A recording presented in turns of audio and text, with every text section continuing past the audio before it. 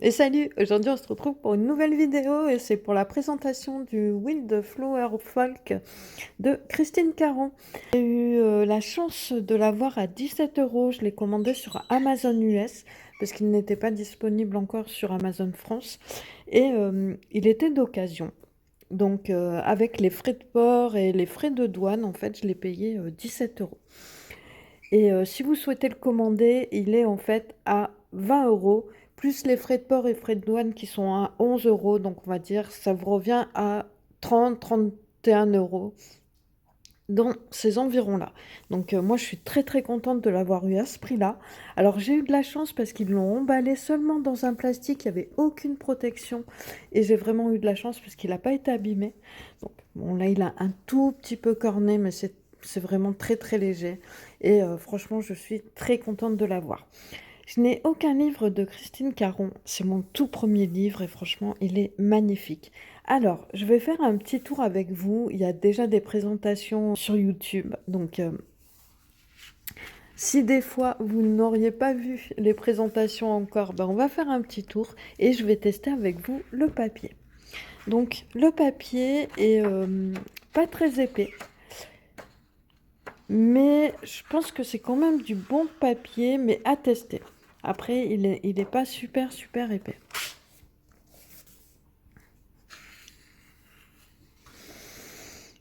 Par contre, quelque chose que je trouve très bien, c'est qu'on n'a que des rectos. Il n'y a pas de verso et ça, c'est vraiment, vraiment génial.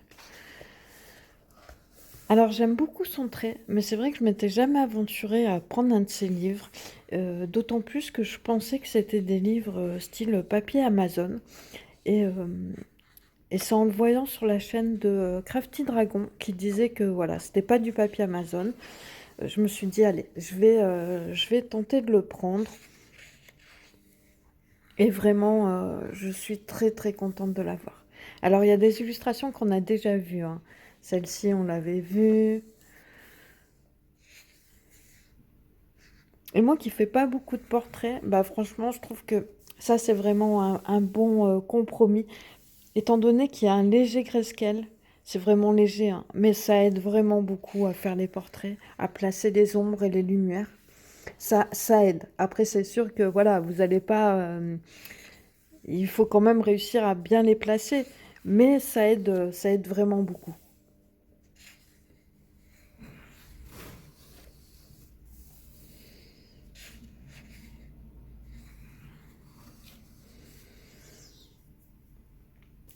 Alors sur Amazon France, en fait, il était disponible qu'à partir du 18 juillet, je crois. Et franchement, ça m'embêtait trop d'attendre. Et j'ai vraiment eu de la chance parce qu'en fait, quand je suis allée sur Amazon.com, bah, en fait, il était disponible en un seul exemplaire à je ne sais plus combien, mais 10 euros ou quelque chose comme ça. Enfin voilà, c'était vraiment très peu. Plus les frais de port et les frais de douane, 17 euros, c'était vraiment une sacrée affaire. Franchement, je suis très très contente de l'avoir eu à ce prix-là.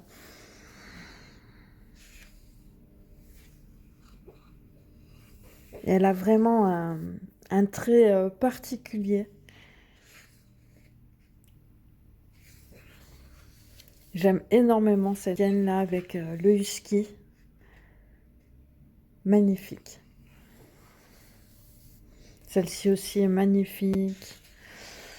Et ce que j'aime bien, c'est que c'est des petits portraits. Alors là, voilà, le portrait, celle-ci aussi, elle est magnifique. Franchement, elles sont toutes, toutes belles. Il n'y a pas une illustration que je n'aime pas.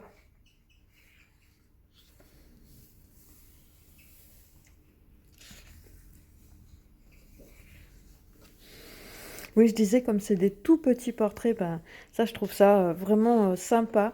Après, il y en a des un peu plus grands que d'autres, mais oh là là, je suis en amour devant ce livre. Il est vraiment, vraiment magnifique. Donc, je vous fais le tour et après, on va passer à un test sur papier. Donc je vais vous mettre en accéléré et on va passer au test.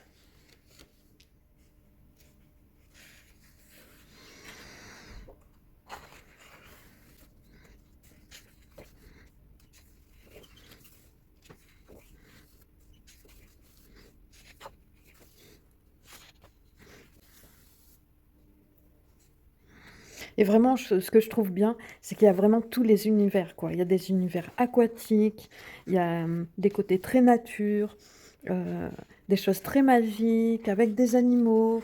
Vraiment, c'est très varié. Elle est magnifique, celle-ci aussi. Voilà, là. Mais je vais avoir du mal à colorier dedans, tellement elles sont belles. C'est vraiment un chef-d'œuvre à lui-même, en fait. Même sans le colorier, en fait, il est vraiment sublime. C'est vrai que je regrette vraiment, vraiment pas. Il est magnifique.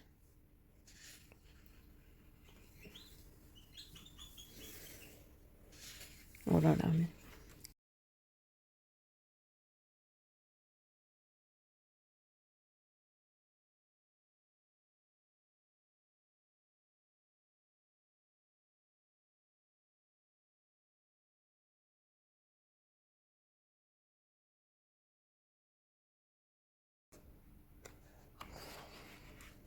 c'est magique. Franchement, c'est vraiment magique, magique. Alors voilà l'illustratrice. Je traduirai un petit peu pour voir ce que, ce qui est dit. Alors il y a 54 scènes. Il est au prix de 24 $ à la base, donc ça fait à peu près 22 euros.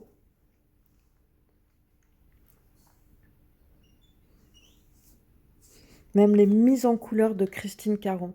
Franchement, je vous invite à aller voir son Instagram parce que vraiment, elle fait des choses, mais vraiment magnifiques. Elle fait de l'aquarelle aussi et franchement, c'est vraiment trop, trop beau. Donc, je vais tester le papier. Franchement, je le trouve tellement beau. Presque j'aurais envie d'en avoir un deuxième pour le garder, pour le garder neutre, sans couleur ni rien. Alors, c'est une couverture souple. Hop. Il y a un petit rabat comme ça, où en fait il y a la couverture et en dessous c'est comme ça. Donc voilà pourquoi je pense que en fait il était d'occasion. Franchement, c'est vraiment pas grand-chose. Après, je ne sais pas si c'est au transport ou quoi, parce que franchement, il n'y avait aucune protection. Vous voyez, là, ça se voit pas du tout. Il y a une jolie tranche. Voilà. Hop. Et vraiment, il est magnifique. Avec le Wild Flower en inscription, voilà, comme ça.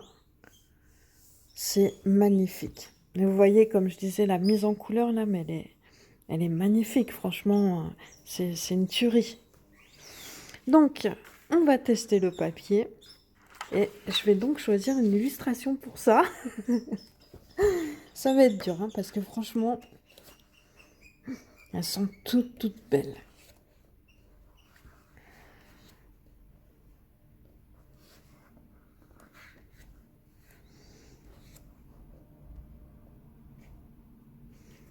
Elle est vraiment marrante, celle-ci, avec le contour un petit peu en mode timbre. Je trouve ça vraiment sympa. Elle est très originale. Je les trouve tellement belles que franchement, je ne sais pas laquelle choisir.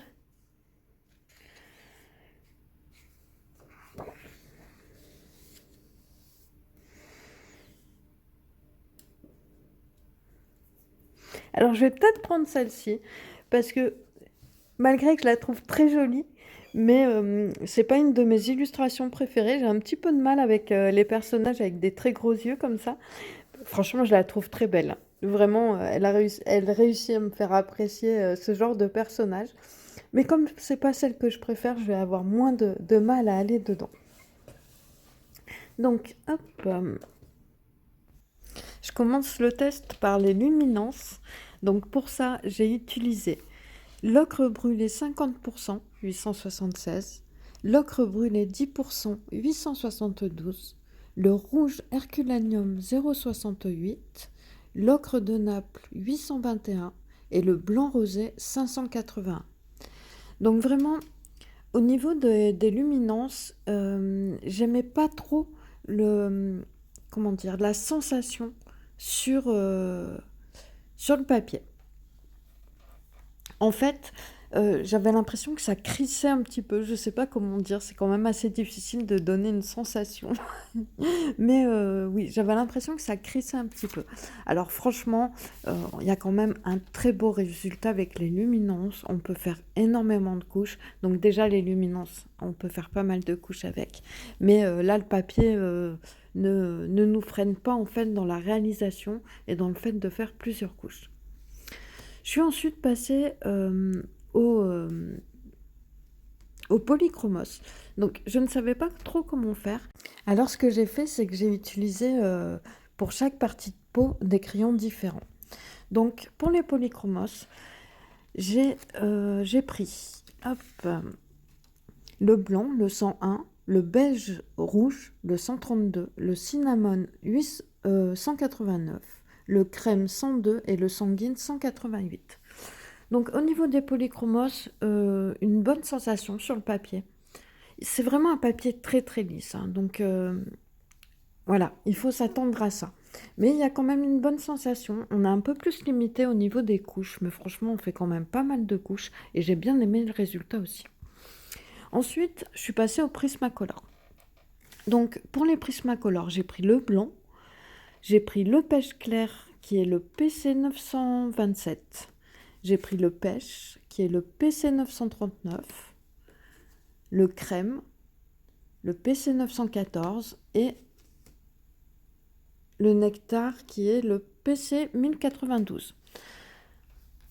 Donc là, avec les Prismacolor, en fait, j'arrivais pas à trouver de couleurs qui se rapprochent bien. Donc je suis partie quand même sur des couleurs un petit peu plus claires. Mais je me suis dit que j'adapterais à la fin pour essayer d'unifier un petit peu le tout. Donc au niveau des Prismacolor, aucun souci. On va dire que c'est vrai que les Prismacolor, c'est vraiment les crayons qui passent sur le plus de papier.